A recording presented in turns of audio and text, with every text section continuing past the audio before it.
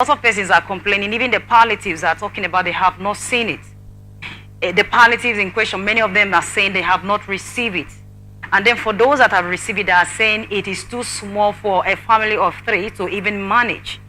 And then Mr. Dominic Okafor is saying that he's certain that this money must have really impacted the lives of many Nigerians. What is your position on that? Are we talking about the census? Yes. And the 200 billion naira taken out of it? Yes. Let me get it in proper perspective. He said he used it for palliatives. He's saying that this money, that this money has impacted the lives of many Nigerians, and that's where I'm asking, where is the impact coming from? It's confusing now. If 800 billion was the amount for census, and then you are saying another thing that you use the money for, where did you get the approval? And even the 200 billion, what could have one used it for? And the point is that there's no point dwelling so much about these factors. Nigeria is highly an indisciplined country. You know, we're almost financially cultureless in terms of transparency and accountability. Because how can you explain that 200 billion naira could be missing out of 800 billion? What were the routes of approval? Who approved these monies? How can a group of very few, not just a ministry, have access to 200 billion?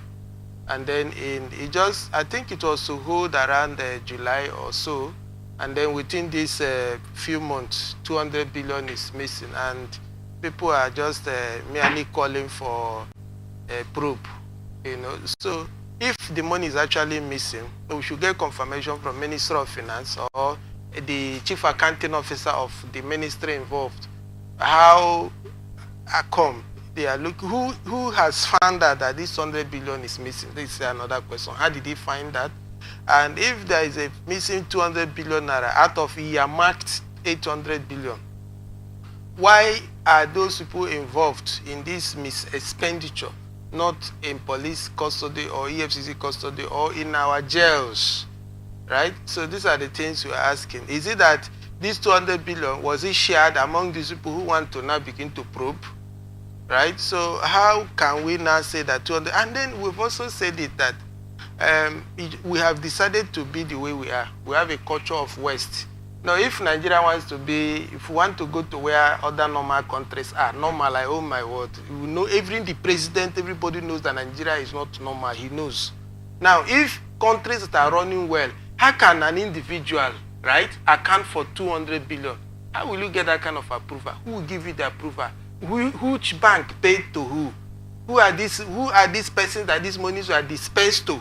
Which account was this money domiciled? And who are the accounting or signatory officers to this account? These are the things we will ask now. Because if the money leaves, what is anti-money laundering unit doing? Who did they track? Was there any prompter at the point these 200 billion naira monies were being disbursed? Did we get any prompter from the anti-money laundering unit to EFCC or ICPC, to the bankers? That's what I'm saying. It's an intentional act to West.